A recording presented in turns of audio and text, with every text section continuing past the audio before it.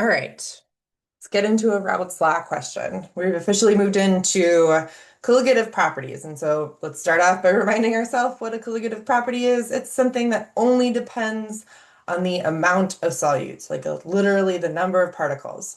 And it's a really big turnaround from what we started on in chapter 13, where we are like, it's really important to know what the interactions are. And now we don't even care. We're just like, well, how much did you put in? I don't care how they interact. I just need to know that they went, like that they dissolved, and I need to know how much is there.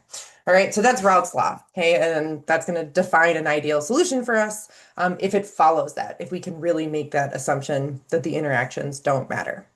All right, so with that prelude, what is the vapor pressure over a solution made from 110 grams of ethanol and 20 grams of glucose, a non-volatile, non-electrolyte? Okay, so what's important about that is we know that glucose is going to go into solution and it's a molecule. It's not an ionic compound. It doesn't split up into multiple pieces. And so we don't need to consider Van Hoff's factor, an I. We don't need that doesn't come into play here, right?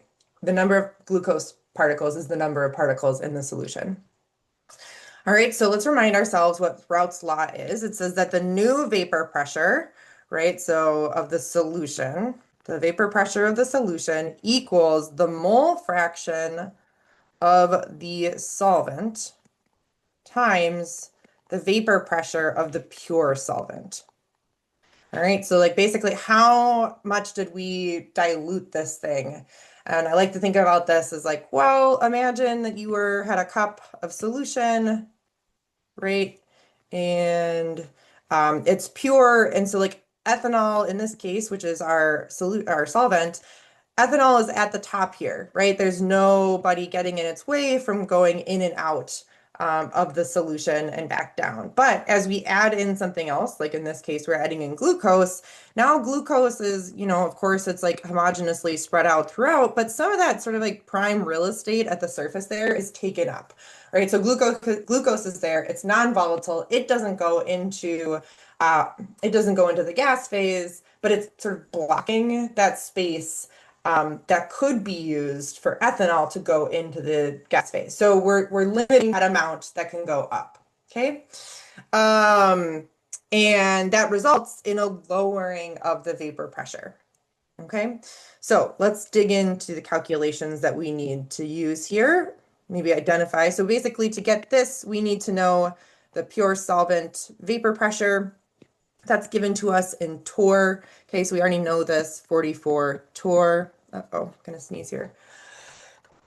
Excuse me.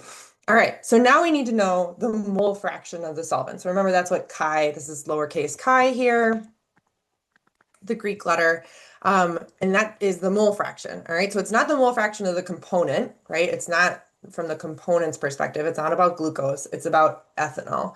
So what fraction of the solution is ethanol now? So that's going to be the mole fraction of ethanol will be the moles of ethanol divided by the moles of ethanol plus the moles of glucose. All right, so to get this number, our chi solvent, we just need the moles of our two components. Okay, and then we can solve for chi and we can solve for the new vapor pressure. So we've got the amount in grams of both of those, and we have molar masses. So this is just converting grams to moles and then plugging in over there. So let's get moles of ethanol first. All right, so we've got 110 grams of ethanol, and we are going to divide that by 46.07. It's moles over grams. So we wind up getting 2.39, because we can go give ourselves one extra sig fig, moles of ethanol. All right, and then we will get into moles of glucose.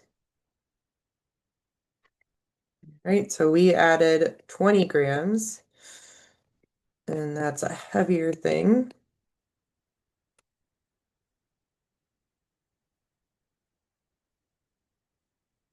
I got 0.1110 moles of glucose. All right, so now I have the two values I needed to calculate the mole fraction. I'll plug those in. So I'm going to get 2.388 moles of ethanol divided by the sum, the total moles.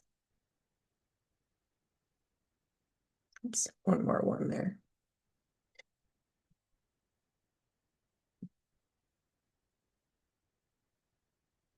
Okay, so that's 0.9556. All right. So the fraction of ethanol in that solution is 0.9556. If I wanted to put it into a percentage, the mole percentage, like a mass percentage, I would say that 95.6% of the molecules in there are ethanol. So if I were to like shrink down and play like grab bag with this, I'd stick my hand in and I'd have a 95.6% chance of pulling out an ethanol molecule rather than a glucose molecule. All right, so now we can plug this in. We've got 0.9556 times 44 torr, and that's 42 torr.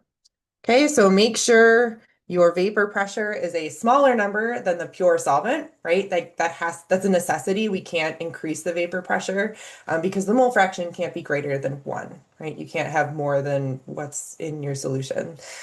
So the answer here is 42. That makes sense.